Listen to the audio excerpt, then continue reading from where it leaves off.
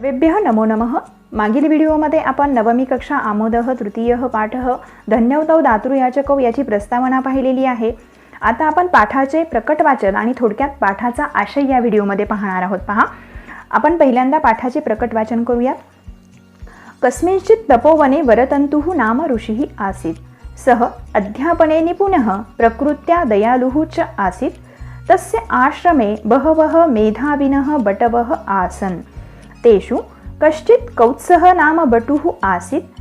विद्याध्ययनं समाप्य गुरुदक्षिणां दातुम् उत्सुकः कौत्सः गुरुम् उपागच्छत्। सविनयं च स्वस्य इच्छां गुरवे अकथयत्।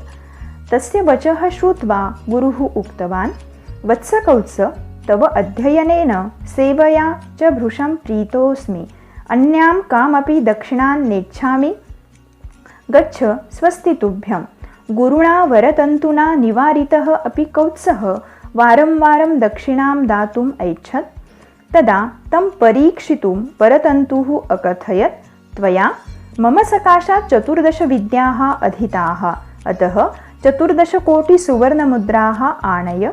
गुरोः वचनं श्रुत्वा कौत्सः चिन्ताकुलः जातः। एतावतीः सुवर्णमुद्राः कुतः आनयानि? महाराजं रघुं विहाय न कोऽपि एतावतीः मुद्राः दातुं समर्थः, अतः रघुं प्रति गच्छामि इति विचार्य कौत्सः रघोः समीपम् अगच्छत्। दिग्विजयानन्तरं रघुः विश्वजित् नाम्नि यज्ञे अशेषं धनं दानरूपेण अयच्छत्। रिक्तहस्तं रघुं दृष्ट्वा कौत्सः निवृत्तः। रघुः तम् आहूय आगमनस्य प्रयोजनम् अपृच्छत्। तदा कौत्सः अवदत्, रघो, अहं गुरुदक्षिणार्थं 14 कोटि सुवर्णमुद्राः गुरवे दातुम् इच्छामि, किन्तु भवान् पूर्वमेव सर्वस्वदानम् अकरोत्, अतः अहम् अन्यत्र गच्छामि। रघुः अवदत्, हे कौत्स, तिष्ठ, मम यज्ञशालायां विश्रामं कुरु, अहं निश्चयेन तव साहाय्यं करोमि। कौत्सस्य गुरुभक्त्या प्रभावितः रघुः कुबेरमाक्रान्तुं सङ्कल्पम् अकरोत्। कुबेरः रघोः भयात् आक्रमणात् पूर्वमेव प्रभृतां सुवर्णवृष्टिम् अकरोत्। तत् दृष्ट्वा सन्तुष्टः रघुः कौत्सम् आहूय सर्वं सुवर्णं तस्मै दातुमैच्छत्। किन्तु निस्पृहः कौत्सः अवदत्, भोः राजन्, अहं केवलं गुरुदक्षिणार्थं 14 कोटि सुवर्णमुद्राः अभिलषामि, न वाञ्छामि अधिकम्। राजा सर्वस्वं दातुम् ऐच्छत्, किन्तु याचकः अधिकम् आदातुं न अभ्यलषत्। अनेन प्रसंगेन दानशूरः रघुः तथा निरीच्छः कौत्सः द्वावपि साकेतजनानां कृते पूजनीयो अभवताम्। आपण आत्ताच पाठाचं प्रकट वाचन केलेलं आहे। यानंतर थोडक्यात पाठाचा आशय तुम्हाला मी सांगणार आहे। पहा, की कोणतं तरी एक तपोवन होतं आणि त्या तपोवनामध्ये वरतंतू नावाचे एक ऋषी होते। हे ऋषी कसे होते पहा, तर ते अध्यापनात निपुण होते आणि स्वभावाने दयाळू सुद्धा होते। त्यांच्या आश्रमामध्ये, त्यांच्या तपोवनामध्ये अनेक बुद्धिमान शिष्य होते आणि त्या बुद्धिमान शिष्यांमध्येच कौत्स नावाचा एक बुद्धिमान विद्यार्थी होता। या कौत्साचा विद्याभ्यास संपल्यानंतर, गुरूंकडची विद्या ग्रहण करणे संपल्यानंतर या कौत्साच्या मनामध्ये गुरुला दक्षिणा देण्याची इच्छा व्यक्त झाली। ती इच्छा त्याच्या मनामध्ये आली आणि त्याने ती इच्छा गुरुला बोलून दाखवली की गुरु, मी तुमच्याकडे विद्या शिकलेलो आहे आणि त्या बदल्यात मला तुम्हाला काहीतरी गुरुदक्षिणा द्यायची आहे। तेव्हा वरतंतू हे निस्पृह होते, त्यामुळे त्यांना दक्षिणेची अभिलाषा नव्हती किंवा इच्छा नव्हती। म्हणून गुरूंनी त्याला खूपदा अडवलं की मला तुझ्याकडनं काहीही गुरुदक्षिणा नको आहे, कारण तुझी जी अध्ययन वृत्ती आहे, तू जी माझी सेवा केलीस, ती तुझी जी सेवा वृत्ती आहे, त्यामुळे मी खूप प्रसन्न झालेलो आहे आणि त्यामुळे मला दुसरी कुठलीही गुरुदक्षिणा तुझ्याकडून नको आहे। असं गुरुजींनी परत म्हटल्यानंतर सुद्धा कौत्स मात्र गुरुला दक्षिणा देण्यास उत्सुक होता, उत्साही होता। तो गुरूंचं म्हणणं ऐकायला तयार नव्हता। त्याला गुरुला दक्षिणा द्यायचीच होती आणि म्हणून वरतंतूंनी त्याची परीक्षा घेण्यासाठी म्हणून वरतंतू त्याला म्हणाले की तू माझ्याकडे 14 प्रकारच्या विद्या शिकलेला आहेस, त्यामुळे त्या 14 प्रकारच्या विद्येच्या बदल्यात तू मला 14 कोटी सोन्याच्या मुद्रा दे। प्रत्येक विद्येच्या बदल्यात 1 कोटी सुवर्ण मुद्रा तू मला दे, अशा प्रकारची इच्छा गुरूंनी व्यक्त केली। त्यानंतर हा जो कौत्स आहे तो कौत्स मात्र तो धनवान नव्हता किंवा गरीब होता आणि त्यामुळे एवढ्या गुरूंनी मागितलेल्या सुवर्णमुद्रा मी कुठून आणणार, अशा प्रकारचा विचार त्याच्या डोक्यामध्ये आला. पुढे तो विचार करू लागला की महाराज रघुची दानशूरता त्याला माहीत होती. रघुच्या दरबारामध्ये गेल्यानंतर, त्याच्या राजवाड्यामध्ये गेल्यानंतर कोणीही रिकाम्या हाताने परत जाणार नाही हे त्याला माहीत होतं. त्याच्या दानशूरतेच्या कथा त्याने ऐकलेल्या होत्या आणि म्हणून हा कौत्स रघुराजाकडे गेला. तिथं गेल्यानंतर मात्र रघुराजाने पूर्वीच विश्वजित यज्ञ केलेला होता आणि त्या विश्वजित यज्ञामध्ये त्यानं आपलं सर्वस्व दान केलेलं होतं.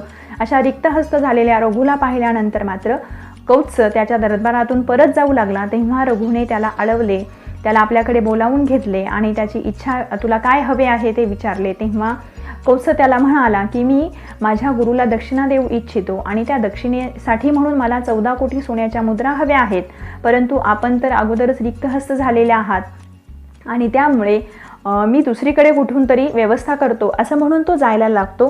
तेव्हा रघु त्याला म्हणतो की तू क्षणभर थोडा वेळ माझ्या यज्ञशाळेमध्ये तू विश्रांती घे, मी काहीतरी करून तुझं सहाय्य करेन, तुझी मदत करेल, तुला कुठून ना कुठून मी त्या सुवर्णमुद्रा आणून देईल. अशा प्रकारे रघु बोलल्यानंतर कौत्स त्या रघुच्या यज्ञशाळेमध्ये विश्रांती घेतो. त्यानंतर त्या कौसाच्या गुरुभक्तीने प्रभावित झालेला हा रघु प्रभावित झालेला असतो आणि त्यामुळे या कौसाची इच्छा आपण पूर्ण केली पाहिजे. म्हणून हा जो रघुराजा आहे तो कुबेरावर आक्रमण करण्याचा संकल्प करतो. कुबेर माहिती आपल्याला धनाची देवता म्हटलं जातं, खूप सारी संपत्ती आहे कुबेराकडे आणि या अशा कुबेरावर आक्रमण करण्याचा संकल्प रघुने केल्यानंतर मात्र रघुच्या भीतीने आक्रमणापूर्वीच हा जो कुबेर आहे तो कुबेर भरपूर अशी सुवर्णवृष्टी त्या रघुच्या राजमहालात करतो, राजदरबारात त्याच्या कोषागारामध्ये सुवर्णवृष्टी करतो. पहा, रघुचा पराक्रम कुबेराला सुद्धा माहिती आहे. खूप पराक्रमी हा राजा होता आणि म्हणूनच त्याने दिग्विजय संपादन केलेला होता आणि विश्वजित यज्ञ केलेला होता. त्याच्या त्या पराक्रमाच्या भीतीने आपला पराभव होण्याऐवजी आपण अगोदरच सुवर्णवृष्टी करू असा विचार करून कुबेराने त्याच्या कोषागारामध्ये भरपूर सुवर्णवृष्टी केली. ते पाहिल्यानंतर रघुला खूप आनंद झाला. त्याने कौत्साला बोलावलं आणि यातलं सगळं काही तू घेऊन जा असं तो म्हणाला. परंतु हा जो कौत्स होता तो निस्पृह होता. आपण पाहिलं की तो दरिद्री होता, गरीब होता. गुरूंना तो तेवढ्या सुवर्णकोटी म्हणजे 14 कोटी सुवर्णमुद्रा देऊ शकत नव्हता.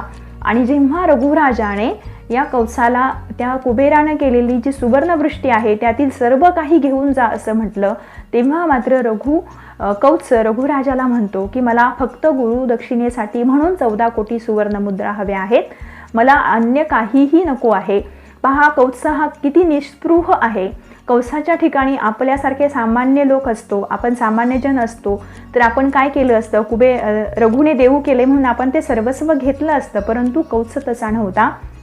तो निस्पृह होता, निस्वार्थी होता, निरीच्छ होता आणि अशा असणाऱ्या कौत्साने रघुनं ते सर्वस्व देऊ केलं. त्याने घेण्याचा विचार केला नाही, तर फक्त त्याला जेवढं हवं आहे तेवढंच त्याने घेतलं. 14 कोटी सुवर्ण मुद्राच त्याने रघुकडे मागितल्या.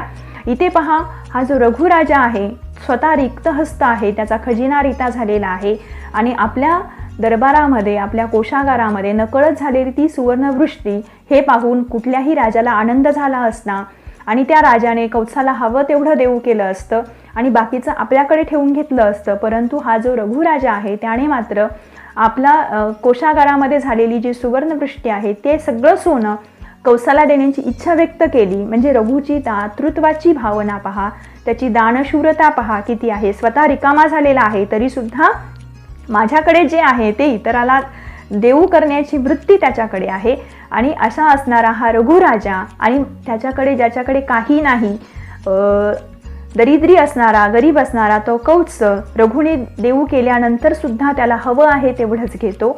हवरटपणा हा गुण कौसाच्या ठिकाणी नाही आणि म्हणून हे दोघेही दानशूर रघु आणि निस्पृह निरीच्छ कौत्स हे अयोध्येतील लोकांच्यासाठी त्यांचा चर्चेचा विषय खूप काळापर्यंत ठरले किंवा अयोध्येतील लोकांनी या दोघांचीही पूजा केली.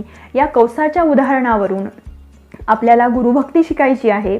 गुरूंच्यासाठी काहीही करण्याची क्षमता, इच्छा आपल्या मनामध्ये असली पाहिजे. गुरूंनी आपल्याला जे ज्ञान शिकवलेलं आहे त्या ज्ञानाच्या बदल्यामध्ये आपण गुरुला काहीतरी देणे, गुरुचे आपण काहीतरी देणे लागतो, त्यांच्या ऋणातून उतराई होण्यासाठी आपण काहीतरी केलं पाहिजे. हा जो गुण आहे किंवा ही जी वृत्ती आहे ही कौत्साकडनं आपल्याला शिकायची आहे. त्याचप्रमाणे रघुराजाकडची जी दानशूरता आहे ती दानशूरता सुद्धा आपल्याला या पाठातनं शिकायची आहे. आपला समाज, आपले शेजारी जेव्हा अडचणीत असतात तेव्हा आपण त्यांच्या मदतीला गेलं पाहिजे. आपल्याला जेवढी मदत करता येईल आपल्या परीने तेवढी मदत करण्याचा आपण प्रयत्न केला पाहिजे. जेवढं देता येईल आपल्याला तेवढं देण्याचा आपण प्रयत्न केला पाहिजे. त्याचप्रमाणे देणाऱ्याने दिलं म्हणून देणाऱ्याच्या मुळासकट घेण्याची वृत्तीसुद्धा आपल्यामध्ये नसावी. हे आपल्याला कौत्साकडनं शिकायचं आहे की रघुराजाने सर्वस्व देऊ करून सुद्धा कौत्साने त्याला हवं तेवढंच घेतलं. म्हणजे हावरटपणा किंवा साठवण्याची जी वृत्ती असते ती वृत्ती आपल्यामध्ये नसली पाहिजे. किंवा सगळं काही मलाच मिळालं पाहिजे, माझ्याकडे खूप काही आहे पण तरीसुद्धा मलाच मिळालं पाहिजे, अशा प्रकारची वृत्ती आपल्यामध्ये नसावी. हे सुद्धा आपल्याला कौत्साकडनं शिकायला मिळतं.